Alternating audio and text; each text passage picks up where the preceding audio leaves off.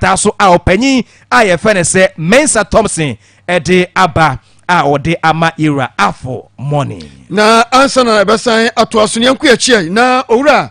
Alfred Money ne nsema ya okaye wo srese Ghana fo mfa nche no na emom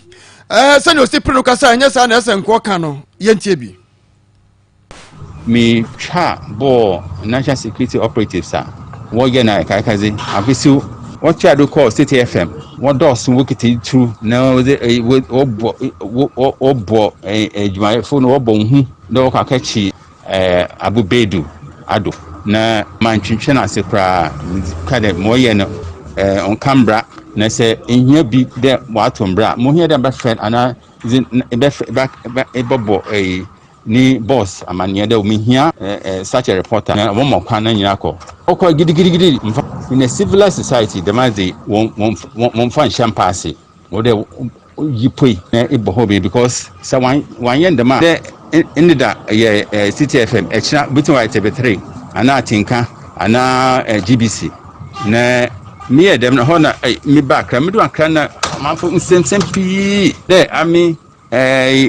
manchia emshishi ama general say why kaka na me bonsim ma national security no to them na say them impression o create ya mamika say ono me twisa because nipa bia from so nti me twisa say that was the impression created but me jan who feel do esidu biom there my national security operatives here or there when you mbranyu within na sembranyu bizia na tell or there investigations national security ministry the committee which are ho the one called the mass minimum no one shame na based of their findings with the mbramba ejwana one called they should spend no effort to unravel the circumstances surrounding this invasion and molestation of CTFN reporters why ndama na tell odi hu bi be share semtrofo mu yedwuma mo se pe on se nipa nima nko ye kwa intimu so de be ka obecho na demi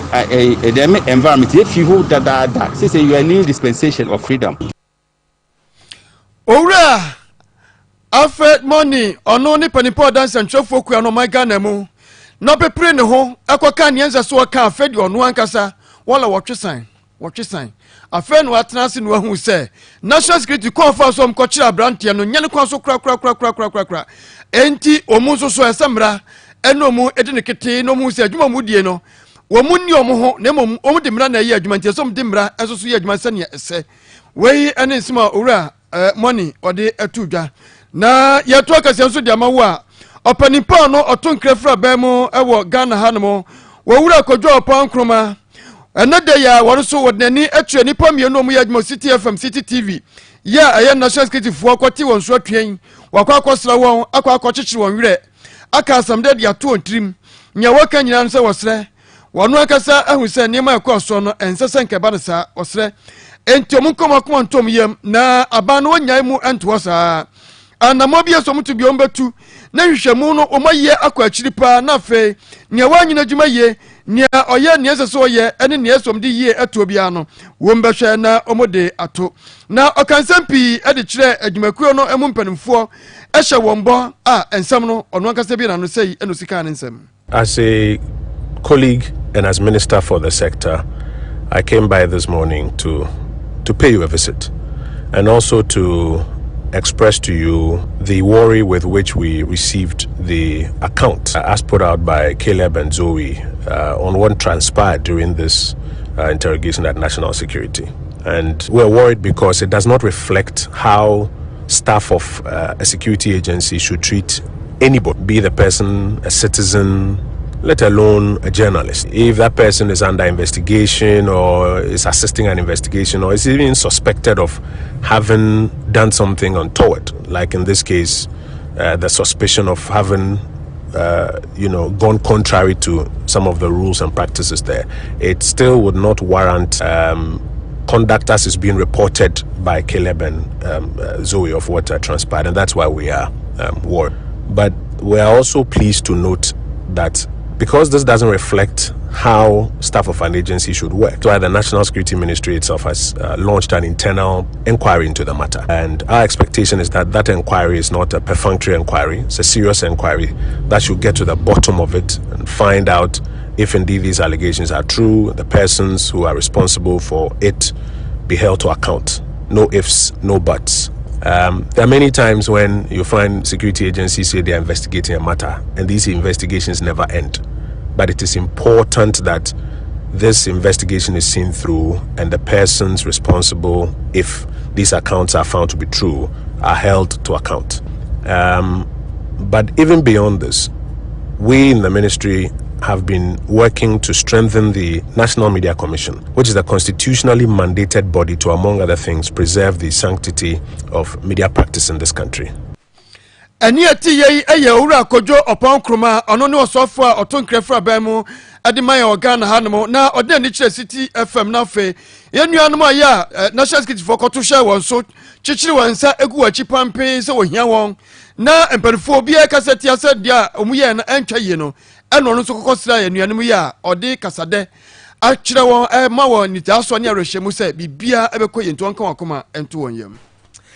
I'm so for you to some so and for Emamo Ewa Akoma 87.9 FM so na ye come say no siabrem kese bo ana ye kinka na ye de amamo na we are singing na eti en kan ye kese bo emu a Radio Garden Sasnafi Radio Box so kese bo no etwagu e honom no na Facebook so obetimi akona afi wakwa hwe ensama hodo no ebi na pictures any videos ahodo enso eka ho a na atese Akoma 87.9 FM ho so obetimi akona afi wakwa hwe videos nyina so ebi e honom na Toa ensem no so emfa ema yetiefo ene anwumre ya ekua ye from say Industrial and Commercial Workers Union enso HS ni manimu ya no oman Ghana memu ase ekame aye se emu ayeden enunti e wose aban etumi ehwe na etuo bi a COVID-19 ebaye wo jaijaye ene cheche nkrofo bi no adwumakua ye from say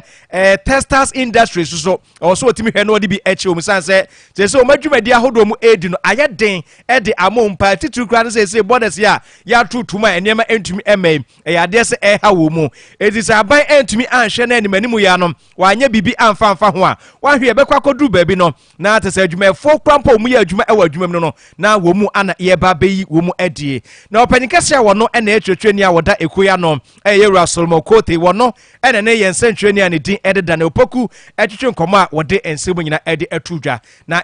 yenkone nkotie nsema hodo bi a wokan ya wode eka ho no ebi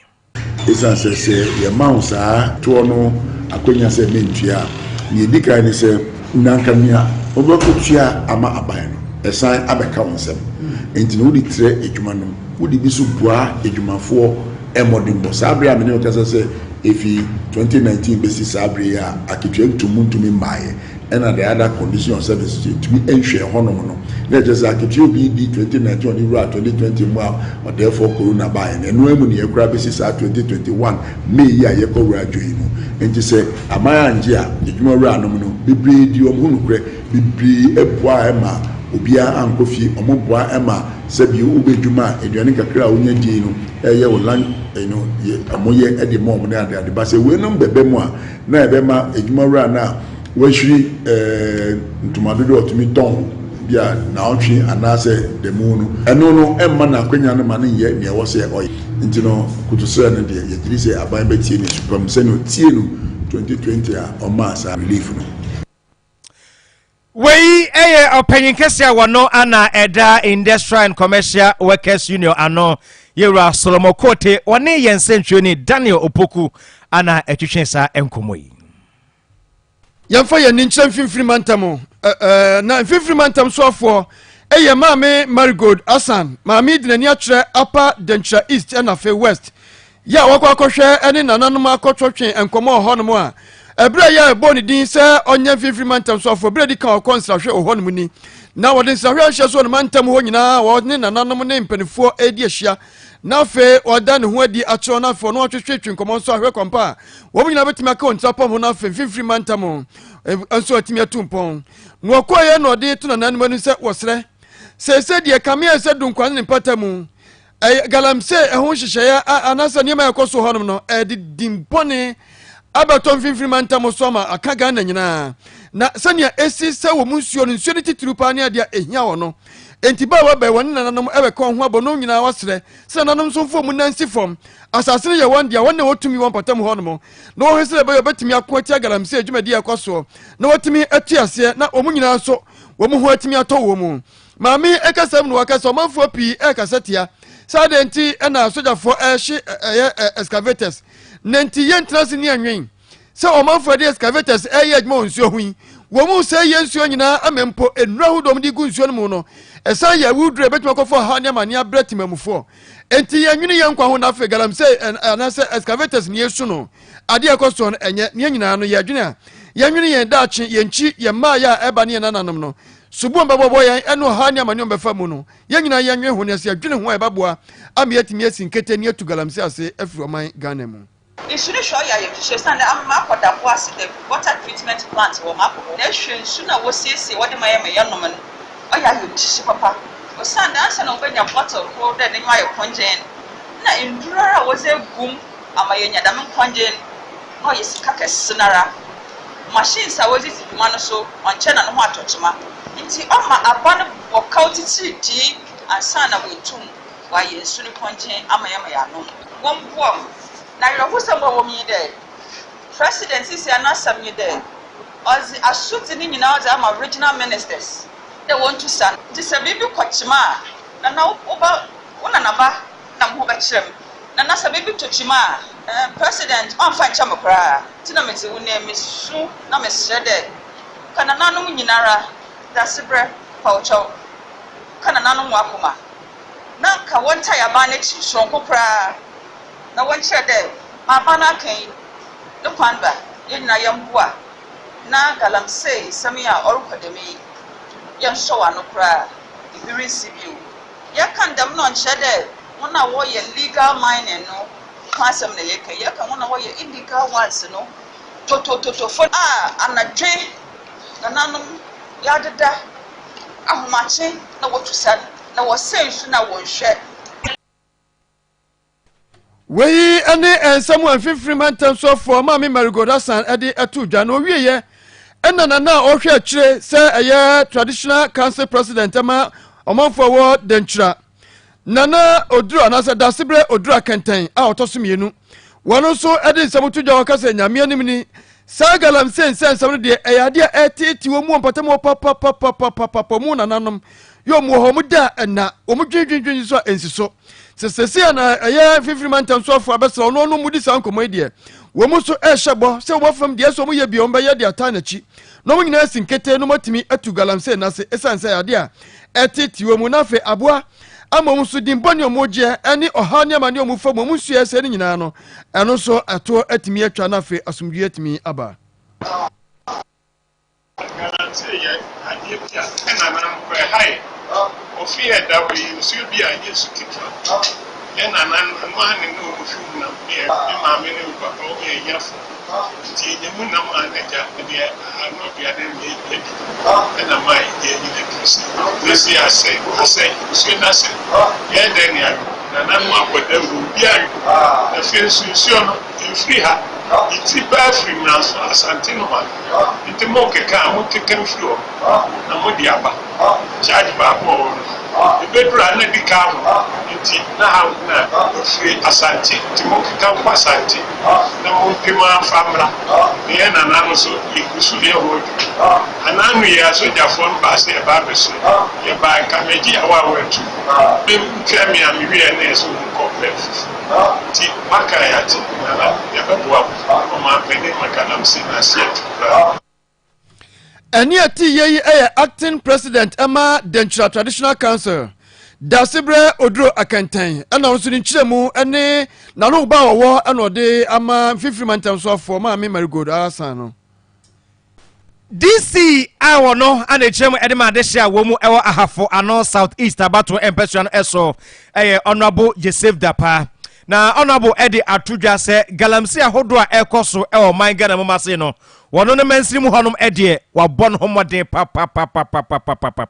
ama sese o hwe galamse ewo ahafo ano south east ya enya de se ubetumi ehu bi na obi oben na adwen bia se o saba hobiem de se nipa ko no won hye ne sapo mu so san se enya de se obete ase da ede ama saa nipa kro no na honorable Joseph Dapa ede nsɛm nyina tudwa ene ɛwɔ Ghana Akoma dwumade ɛso abra aduana ba Kofi Asante eti adwamu ana wɔde nsɛm atudwa na wɔkyerɛ mu no ana wɔkyerɛ mu sɛ agalamse akɔ no ede a wonim sɛ ahokyere ɛbɛba enti no empanifo ede nhia hodo ede agu akwa so a sese wo mu ede ɛyɛ community mine no ɛba bɛhyɛ anemu na so mu de community mine no ɛbɛbɛhyɛ anemu dia na ate sɛ no so ɛbɛtumi aboa amabuna wo mu anwuma asɛsɛ no wo mu atumi asɛ anya bi ayɛ honorable Joseph Dapa anu de sɛm no ebi enie Emma ma Fred dissect meeting on Galamsey many ahemfo hia many miners hia ama obia yini machine afiri ho no kre na make sure last week for reference we be say dissect ya meeting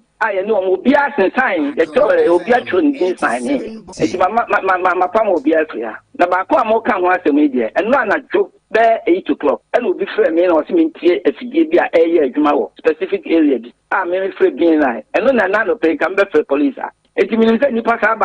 ba na ya o yɛ adwuma no kwa ne nipa o yɛ adwuma o district ya sɛ mo ma me ho kwan ka mɛkyi nipa ne na no pay ansa ne ke bi a mo le atom fra me bompa yeso say ye kan dia no mo ante dia me say police for be call sisi akwakohe me ne honorable Benito Usubio a ubo ni din deputy minister in charge of sa area no ye yen say e dura chipa ya enu e chibra ye consultative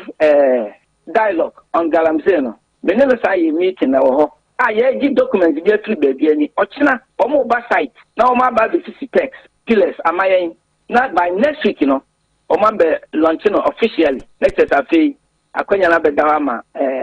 community mining no but ebra omo melonti ye no omo ma ye baby aya omo ye adwuma enipa no kra ye ma omo ma ya restrict omo to number kakra bi aya se de be ya honye basa amsafania ye kotie ye honorable Joseph Dapa anu de sem ahodo eno no na enu achi ana oba be kyerem se na nsenkofo bi nam na omo keka se wono honorable Joseph Dapa ohwe oye obi a Galamsey no tubi no say hey how could he also nya no kreda na so obi ka se Dapa e kotu mining there mi kotu mining we me so am teme office e na me nsu mi nim obi a ya me ko fan so me adwuma o mo ya adwuma na rada no ma frɛ wo mu meeting a stop wo mo se mo obi an koye adwuma se aban ni hye nyina mu no e betuma hu sampa the community mining na my restricted into this area so be amayen kwa ha and sana me as DC mema kwa mo ma yadwuma ubi sa on baka ntesa mata eduru brebi say ya nyema bi wo hono mo a ese mo ma ye fa esumase ehwehwe nyema bi mu because the situation you wom say no say enye papa ye ba be bubo DC 14 na de it will be betuma twa sam bi da tare na koso so me eti DC a wo jam edema adehia wo mu ewo ahafo ano south east abato empesua no eso honorable Joseph Dapa ana o chese o se obi e PDC ni bia dio tie basa na tese ne amafo twa nsu asese kanko a nsema no krakra ne kanka adugus ndo chese ono mine ogotu mine ayede ontu da man de otu o de baby bi na mum tu na wontu so ontu da tu de wontu na mo tu de obenya bibi dia ye sika so no etu ontu man de etu ye dai also ontu panya hwe sika so no sika so no na dai yo ana no so ntiase abi o mi tu dia ye dai de amafo tu de bibi o on ontu panya hwe ya to aka sia so de na atiefo yemfa anase ema ya boafo kraye mu ama nyimre yetime nya hoden na yeti hanmo ansema hodo yakeka bom ne yedi mu nkyeremu ema mo Ruma Fertility and Specialist Hospital me pacho ya sabia abepie mu asantementem kropo Kumasi mu esuabu IPT junction enewo na sani omanfo esi nya yaresa wo hono nya asam ketua se wutiem na yobi a waye kase abroso anase diabetes how stroke akan wato demo me pacho uye obi a yare pa ama wunya hoto na wunya ni je wasetenam dia sani yare ne tie bia no foni eche Ruma Fertility and Specialist Hospital no mu a ne tu yare ase na so nya fa hodie na ade ba ko ya amanfo yentie ne ye se etiti amanfo pa ewo asetenam ye awo so oni oba ba ware oni ba ma ba ware betene ho enfie miensa mfie na afa abusu ahya bisa na dabe na mbowo na dada wo yire wanyem ye na de wo twa de asa wo de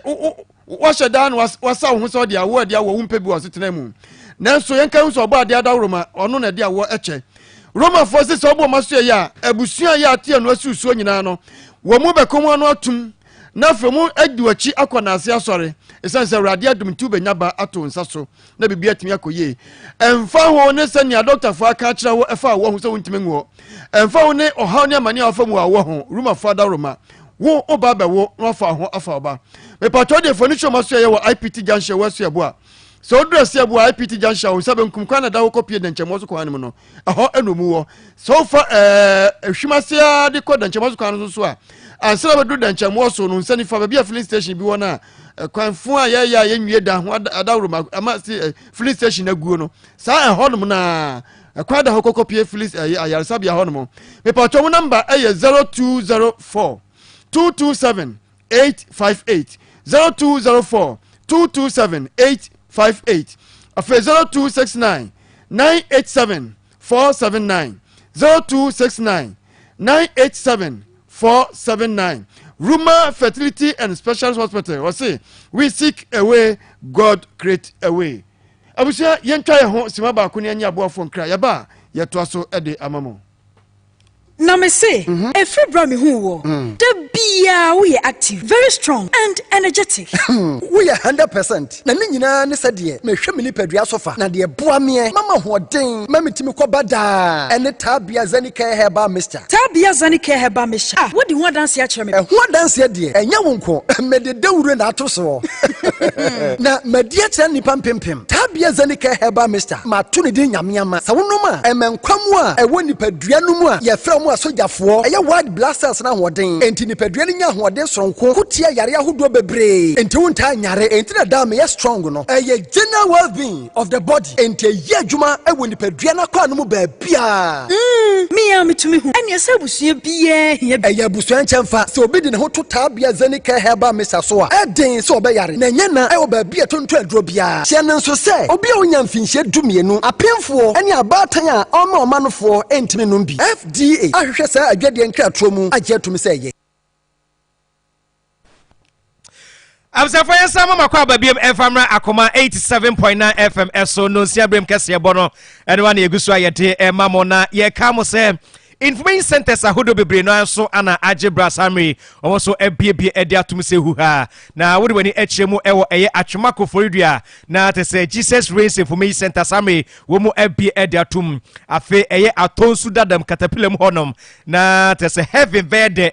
mi amofa wono so ebie ede atum hu ha amomanfo efabi ejei bafo enso ewo ampaba me number 1 saso na fe Rosie Sport ewo amakom obenji GH enso ewo etimetim Munich Junction hono ma ono so ebe edi atom afi amakom share filling station omo so etie bia enye asem keto so na afi Edo Royal Studio omo so ebe edi atom anwumre omo so efa yensem no ebi na yentoa ensem no so na yenko ensem fufuro emu a enkra free eye Akropon School for the Blind eba HS asuafo na wo mu ewo honom na sabi wo mu ani atechima no ene wo mu ayo ye cheche pa na okoko he said o ye chene esi ekoye na abusua na te se awre ho papa sanse obi asabi mpraduasa nani ehu ade a ye de nakọ so nkonkosua de nkokwaje ntete ahodo na wo mu HS wo mu headmistress edo mu efa atete boni mu amennei wo mu ayo ye che no na akwakọ ya ade bia asefem pa na wo mu chese wo mu headmistress e friend se madam eye Mahela na wono anate se etete wo mu abrabo na achede kra te se agya amanfo dumfo bi ede bre wo mu se madam no enchechem fama asuafo no madam ne gia no so chede ma bonto sofo ase won fama wo mu na no na ahye wo mu ahye mu a ana na omu kire se umbe yo ye kire eti abra wo mu ekọ dan ne ho pene ana omu de wo ye kire no ehye so na yentie ensem ahodo animumubi ahodo a wo mu eye abra na wo ye kire no ekoso no ebi anoma bebre na ekoso we school ni ya ka ho asem a yenya solution bia na emom no wo ye wa adwen se obeka ade on be ya ne se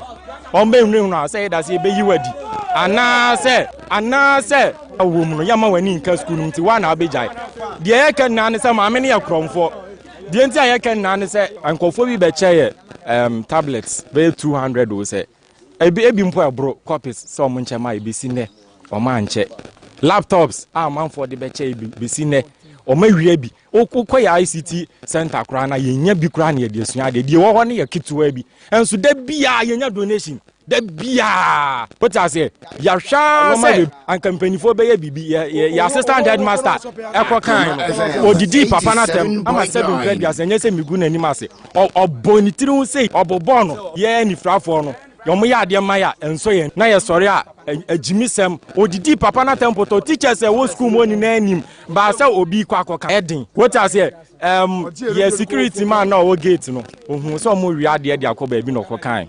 or the embargo to na ketua so for 3 months wanja ketua omo be che yempa metal best I do so papa omo di guama eraste mo mo sisai ekoton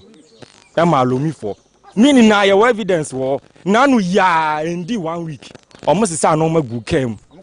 kwa akoton so omo de kwa akoche enso de enim ni say ye mom aye mobo na amanfo bo aye no ye mom say yi no mani bi di command nkofo na ye wo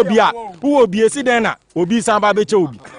esan say o de be bribe o mo na enkosi hwi nti anu nti na o ye sa enti efiti ne yi koi ye pesa ye ma na ado ni na ban nti ase say ma me ni gu o mani ma ase say o mo ba asu yi o mo mo aye ye di sika no mo fa ma abisafo wei eye esuafo asabi wo mu ani atehchima a wo mu ko school ewo Akropon School for the Blind ana wo mu ede ensem wei ede etu dwanti ma me no dwuma wo di wo mu pa de they are not happy too much o mu chese tete wo pa na wo mu eye sa o echi no ewie o school mo pe ana mu chese da bi ewi ase uso prido okrata enu aban anim entienei wo mbeto ma no ma akọ akuapem north assembly honom na wo mu edo petition no akọ akoto mpanifo animu na yenti ho so ebre mu de nsem no ekoye me say America say send me medical can be national services nyade but things are not right in the sense say pain was ni pain and America no say bia mpanyinfo beka say nia mofra na beka ni nyina no eye alleged I mean as a intatusu dia they are alleged now let the investigations begin as investigations if you asia or na mbetin sem me say mbeye o student wo honom mbeye national service wo honom na ne tete say ma me no hu say yen o students na ye wo hono you will definitely serve as a threat to her administration it that give me time na on person be recruit obi a wo honom ne ade so be recruit o student bia wo ne ade na ne yaw kra ne say eto de bi na say amanfo be cash donations ne ade a na wo di wunya nsem no na wo de check amanfo rough ade wobra students no so they abro unsi one function students no na say this school for the blind for no say onya niema na say everyone so kra are there not other sister schools other special schools in around ufo say yen nya ma abro so a untimi nya wonwa na because you want to secure your position and any identity now they check sa until when they tia we say Orion can say we are alleging or the students are alleging it should proceed on leave with immediate effect na investigations no enkoso yen asema no because sa na kiye na obi ye ni sa anka school nka wa meta to so on me di head mistress in the first place nti enonen eti abusafo ni bi anomu eche no so they asemo mo kan kofo beka se ana na mo kra mo kase kra mo madanse we sebi mpadu asemo ni afranti mu ko hu ade no we anomu chese ade no se allege kra no mu kan wo de ma me no on tra ba bi ansa on tra ba bi ansa no munye nhwemu no mu nsa no kura wom anase no kura nim ansa ana omu ahu de wo betumi aye na wo ni echem ewo eye akuapem north assembly honso a maame a wono ana hwe enwomasua so ewo honom eye maame Elizabeth Koko Amono wono ana se petition omu de kokoma no na maame no so achem se de omu kan nyina no eja aye allegations enti womu eba be ye nhwemu pa investigations emu do na womu ahwensem no se de sitie pa na afi ansem bia ho a womu aka ede afa ho mo ehiasem abetumeni masom menso se menemo ka say regional director so ama team eba abehwe grievances no enti ye be ye wadwuma e de Akoma director general obama ne nkrofo abeye investigation na ye de nia e wo se ye de to no ye de ania yekotie ye eye maame Elizabeth Koko Amano wono ana wode wani echem ewo eye akuapem eye north mensini mu a ohwe enwumasua eso The Bible says, "Be no dance here." We all students, I didn't have about two current students. Na utia, and some who papa. A branch no kasa is here. All student na some no can ya Thomas Akoma so say. Mon fan send ya can ye chat to my minister. Na sebe ya mbo say ye twa to no so ana ya asempa no mo man nkotene fie mo man no by force leave na fi kwan na ho because say na mo nya investigation o te ho no ma e bia nsem bi ho be kata so so nti mo de mo man nkotene fie na by force leave say use ne bi ko si ya mo nsensem yo o sa ne to pa ya ne na so kwa wa ma bi mu no by force leave no bi ko ya wa ma bi mu yo nya me ne say ya mpa dia kama ameno so wanya di o esa nyampa so e enam se ya ampa dia se nyampa so e oh debi me fa no me ka se ye ampa dia na me ka se ya ampa en se so kan no oh debi ti me ka se nyampa ya ampa oh me se ya ampa dia enya ma ameno wanya dia because se ya ampa so e kobra o se nkomo no o ma me nka dia mpesa me ka ye mfansi ya o be so ka de sad nenye yes I know ti me can know who as man for yes me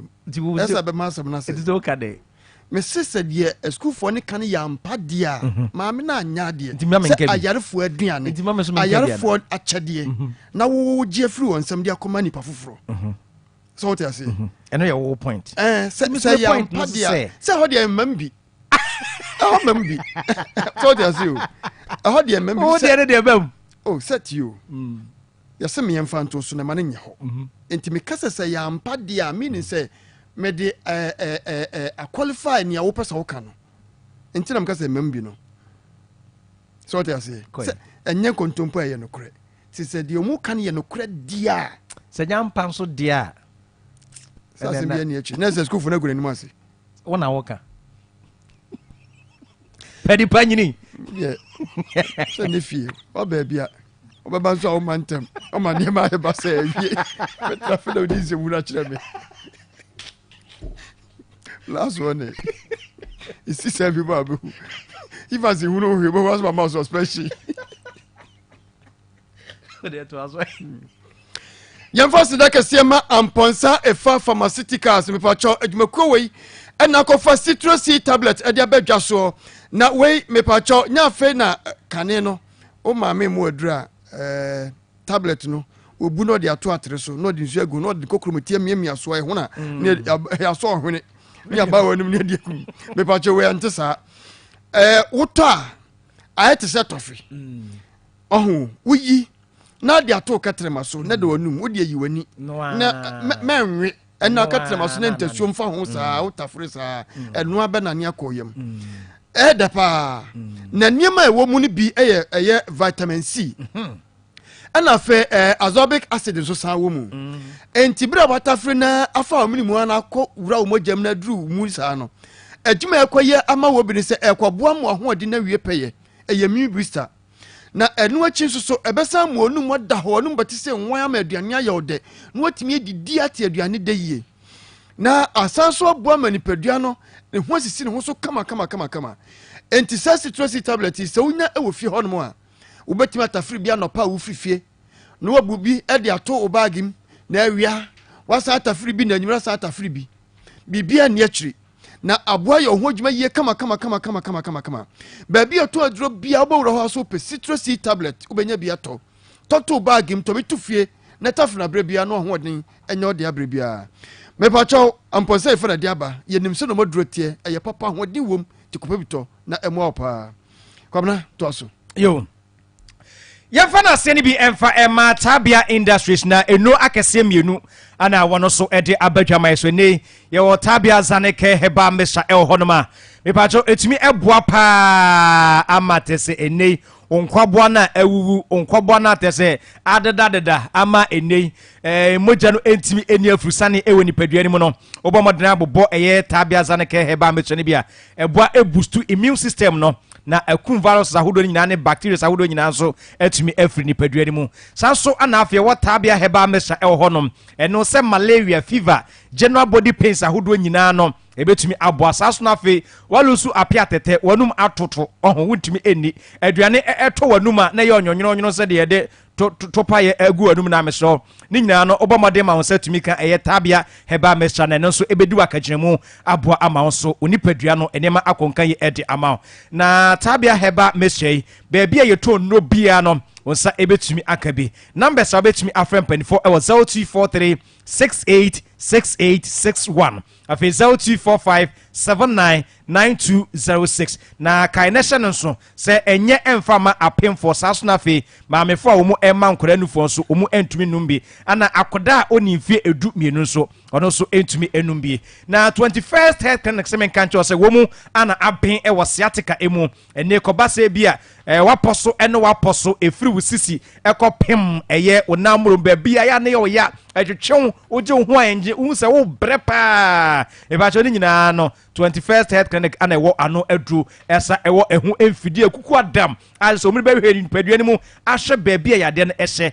na wo mu awie ne sa no yankase ya bibidro enua hini enua bena enkohini ni ade maka kabidia boma e de ya adru e de amakonom ya harabasam wo na akọ no tumi sampa bibidro de eye kama ye onkro batam akoma be se du e wo man gana mu asen dome market wo be hu ye e wo have do e dan emu saso na fe kumase ehwa overseas ye ne afa radio ana eben sunwan tachiman go so sehwin so wo betumi ehu ye numbers no e 0540 311311 0540 311311 ofra ye no so enchemu bia akabia no empanifo betumi e de amawo kwabna johome na fe mento aso ha memfa etiefo enkonkopie mu oboase na asemefro oboase eba enye de na oboase kurobio ni din ade mampamwe na eho ana asemefri ba enye de kura sanse owura bia ni din ade kwaku bedi owura yi wahwere ne nkwa na yeti asem na twetwe so na mu ye na tiebo pira asem member ho no owura ni din ade samu aboaje na bisanse na den ne kofo akwaku we ba na o kyerem so enra yawe ya busumi nita ne da to so dumiensa kwaku ado na sase kama ya wahwa ma wi aboso amana wo nti ofre na yonkofo mienu kan ho mu emiensa so mu kwa akohwe no mu ahye na eja ebiro mu yanche ne nsu ahya sese gugu na watimi adua no baye na obode ato nsu aguso ma nso daache wanya de obedie na ebiro ya kwaku na yonkofo ekwa no mtwa eja etu afu omadoyi mu ene ese emframabo na faja mu na man muso ne nam ha na bi nam ha na bi na se de kekọ no na no ya yedin ehu ya nso obi kokofu aya eben kwaku die na eja atie sikokwam no si ye mawu mi ye de kotu kokofu ka ene mumu amia na ne kwaku ye de obeye bia se de be ya okwa akurase so wo pa no pa no se de be ja na ntimi ntra enti anopa na no na mframa nsoso ebofa jemu na ewie ya no odinti ewira na wo kama no ene ne se ebofa kwaku so na kwaku etire ni babi anti onya babi no dwane afa na ese de kako ne gya no hia na be hye kwaku ena yonkofo mi no yese ne do me bia so mutimi ye no mutwatwaje kwaku ne so yeso mu ye ankwankosi aga ekowiase ye me no kasai kwaku egya no ahye no ewo no anafo mu a wokọ ye Facebook page ho no a kwaku no enamu no ansina ye kofa free fom ho no no ya manfo a wo ho adawruma etwatwa mfoni de ma ye ne a ye de ato wo betima kwakonya bia hwe se wiase eniema nko ye wiase o wo hwe nipa na odaw na ye si wahye entiwawuo na kyese areho se ne nkagya hye nipa me aka so wahye no ye hu ne saa o ne nan ena se gya no efa ho ena ne nsa okohwe ase no so ne nsa kokoto ogya ne mu ti nipadua na kasa da ho no na skwaku wantimi amedru fie wawu condemn yam no kasa no praise for that room ma so edna kohye aban ya sabe wo oboase omumo kyere ho no a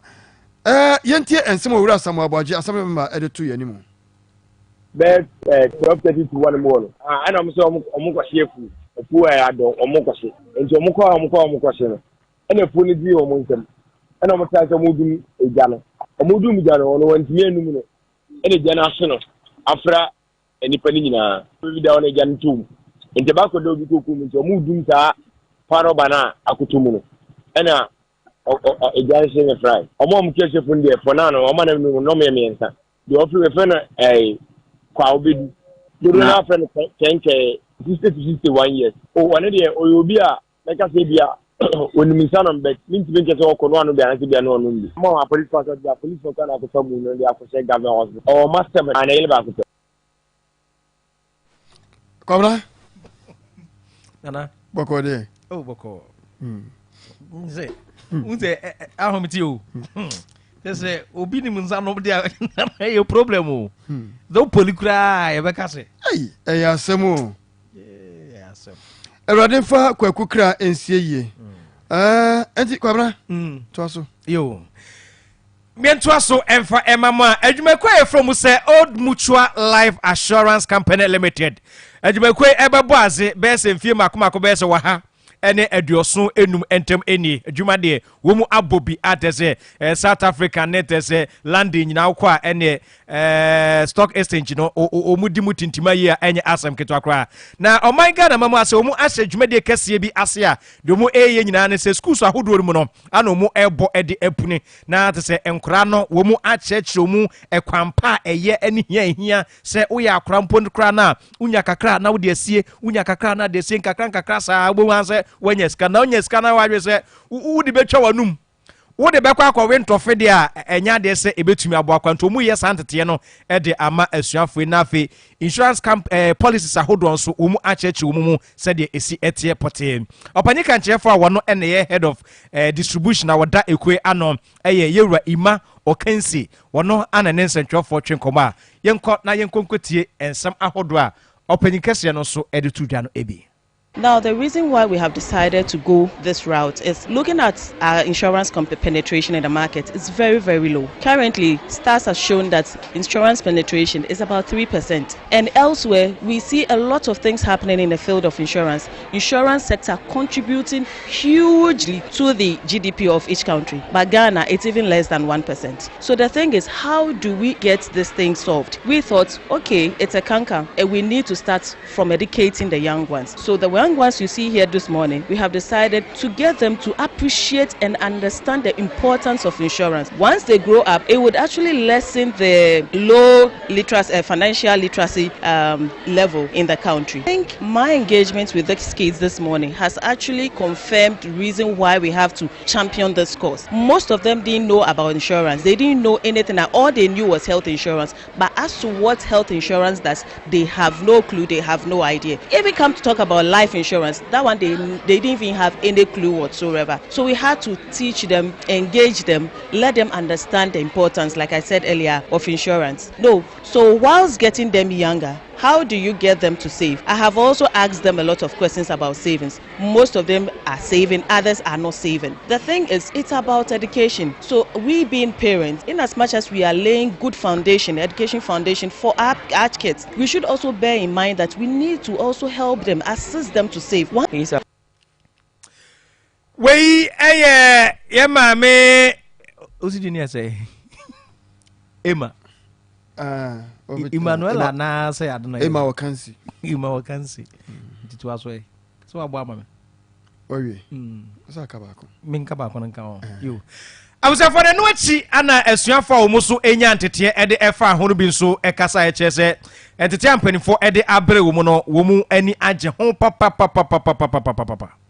It's a plan about life insurance. It's an investment policy that helps people in the near future when any emergency occurs. I've heard about savings, but I didn't know it's going to help when any emergency occurs. So I'm going to tell them to save in the life insurance. Today, I heard that savings helps us a lot because in the near future, you don't know what will happen. But when you save now, it will help you in future, like in terms of sickness or anything. When your parents aren't around or you don't have anyone to cater for you, that savings you did can help you in the near future. Life insurance helps you in the near future also, as the savings also helps you, because having an insurance can also help you to save well. We esiaphobia wo mo so enya ntete e de fa encheche ho anu di sema hodo a wo mo e de atu edwa enso ebi eno nana na kwabra obo crash da ewe Omo crash da. Ewa him fa chire. Me bisa se bia si wabra bom da na. Me nima do kra fensa. Okay. Tina me bisa se de. Apeja. Ewa apeja. Abisa 40 ko Facebook page Akoma 87.9 ko hwe. ka kwani yikola ko yafa ho officer said get a tukan yo says so oni ho nti wo ye fast o and again na tetanwa ko hu shop wa be ma no ene oba akwa wura mu ka ko yafa no ho ene ogina ka ho twen ne boko ntom free shop o pie ya ka no ho na de me ma wo mi no na foforo na waba no se wo hwewege na hwe oba gram o tintin gram bi a ono na ni abere e ba mpena yi so na wo so abaye ti a nyi getu aka nsem asam na eni edin me pa cho so ye be ma no obo crash da me pa cho de kokko ne ka ka nsem bi atwam umo bi da so akokko hwe na fasu ade na hwe ohu ye no akwa bobi na nkofo se eye kana pa krompa wi akete ni achi wo wo de yentie ebra epa jare yentie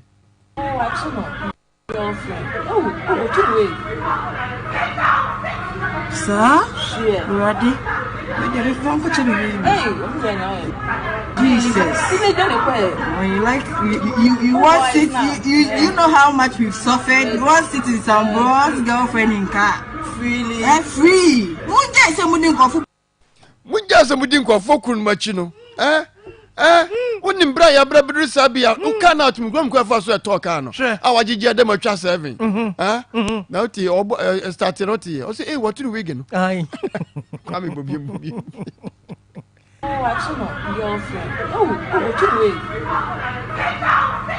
Sir? Ready? Jesus. When you like, you want it, you know how much we've suffered. You want it in some boss girlfriend in car. Freely. Free. Munja se mudin ko fu. Komna? Munja se mudin ko fu kurun machi no.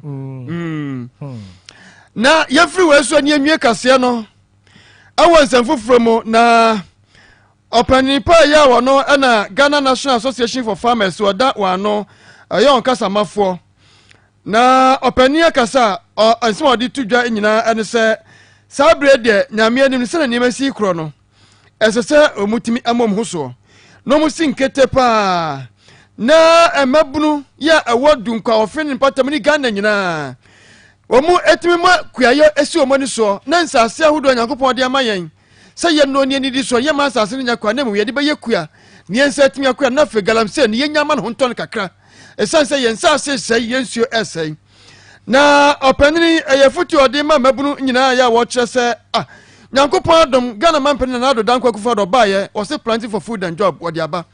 enti so ni adwuma ya kokodo asase ma aduane mra na so nya adwuma ye na sika mra botom adan na galamse na chinchina no nko na mafo so mbaye wakeka adombi ano abuaye ena no odi afutue ema wo na wo kire onkwampa onfa so a obetima bobra amabra so ye owura ne din ade nana obade ono eno di se adwuma ya nsi wode tu mabunu animu se no kire mu na eba ya ne efe ni se mabunu no ebedi nkomo no de mo kan nyina ne se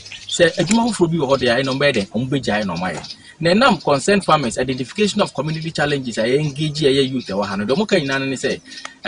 saban ewo hye bi waye a obetimi aboa se de be ya ombetimi gya galamse ni de ombe but the concerned farmers ya catch omu nyina ne se aban hye bi ni se planting for food and jobs, storing for food and jobs, any planting of trees. Say nema we any nema be a concerned farmers engage eye mabunu a omu ya galamse e wodunkwa ono friend ye ni bidim kasa na omu kan ni se omati ase saban so omu ya galamse ni de na omu do mu be den e be hyekwam anase mo anyemu anase saban o sikada ho bi o de be mom amomu de de dwuma so be den omu be hwe amomaye nti we ene eye dunkwa ofin a wo be hwe a obete galamse aye den yetimi askata ma aye den aye se yin na enuachi na mabuna no modwumadi na sen so edi tudwa se na na do de oye ndie ye ne no ncha sa o wonjae o ade no wo sheda fadwuma bia mai sa o na wo sheda be bra galamse ne ede ne adidi esa wo be bra galamse ne nka wo sheda de adwuma bia ba o munja galamse na moye we na mfa hwe ma de a ja ne nkonko ye de sisi galamse ya de ye dididie sisi abanse yenja ne se ne pa kuyadwuma bi e beye nti aban ne mo aye dwuma ye mu ne be ya yenso ensa be ko ya aban be fa so obebo ye no wo mo aye manim ye mu nenye sa de agalamse ne be san akwa go yesu ka se esen ko ya e di basabasa ne di sabasabasa ne so yempe biblie se be banti no aban no nim ya aban ntwe no hwe o man mufo no ne nso hu kwan ya befa so ebedi atwen na aban no sere wo mo ye dia na ve ne o man no so ne ade a sese be bia ne so de ho agimni aye sesia kura pe no se motia ba betwam sesia ahomache na ekwaduma ahomache na ekwaduma no mo de kas makoma ko 9 aba be se atwam ko ama sesia pe na aba ma milika ma fa to som kura nya asam keto bi kura plepla ama de won den aba fie ene nyina ya dwane aba fie se on de o mampanyin de obeka na ya den yetie so de adwuma be bana se be adwuma ne de a on fa adwuma ne mla na ya stop galamse no na yentimi adwuma no kama se de mla ten galamse no obi ahoden e akua adwuma okita se kan a soja ni mpamo police ni ya den empamo eti kua adwuma ne betimi aye panti on momode na on fa adwuma na mla na ya so nya adwuma no kama man ti nanado monfo aye wo denchira adunkwapatamo no muka se fa adwuma kukura adwuma no firi nkran na fa bra mpatam ho ma wo mu ne nya beduru ho de a ombegya gala no mo yesa adwuma no kwabra wo se o mrante mu ho odin akua adwuma mbotimi aye asase no so mu nchen ho aneda eni nkran se ka na mu hia na nado nto bibina mu anase bo umbe hia fertilizer hey sebo umbe hia fertilizer gu nado usu be di president omu hia shira omu di ku ngura omu beso mbedo kwabra yanko e ana entraso yanko sata maso ene pon ye absefo yenyina wese so na ensema do ye boaboa no ede ebremo ene anwumre nyina yemfa nyina ensiase emfa emamo ena sekese enko emfa ma yesemfo panyini yewura Evans Inkum saso na fe Kwame Bafo ajikum womu ana boaboa ensema no nyina ede ema ye na yeko Facebook live forma na tese Beluchi ene Nanayaw omoso anetumi ede ekoye Mamedu fie enso eboya baba newsroom obia ye na fam de amede kase ebo no so etumi ede ebrere na anwumen so de the two parties ani ehia yo mimidi ede kwabena nyame kyereme padi panyini Nana Bila Kantanka yaramase amamumo enitia oja henwa samede so ama DJ Obonki ode nyom papa ato aso ede amamo